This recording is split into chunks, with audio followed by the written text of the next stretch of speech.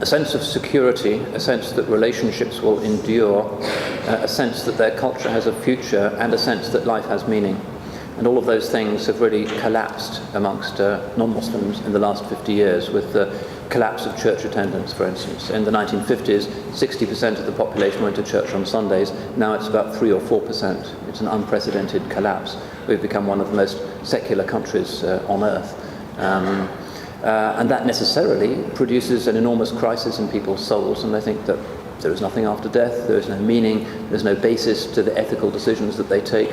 But the BBC programme also came to some other conclusions which have to do with issues of the way in which children are brought up. And the one thing that they did indicate was that psychologists believe that human happiness has a lot to do with the security that they felt when they were small children.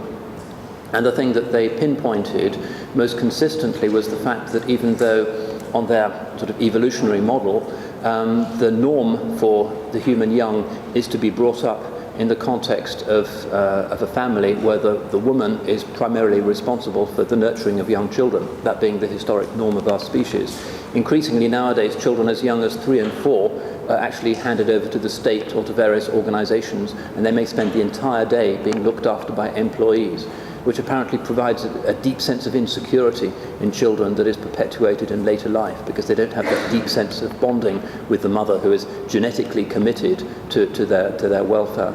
It's quite interesting because that's very much against a certain type of sort of feminist orthodoxy that wants to free up women to go out to work and to allow childcare to be done institutionally. But nonetheless, they were forced to report on that, something that for the psychologists does seem to be objectively a reason why so many people are kind of insecure, so many teenagers rebel.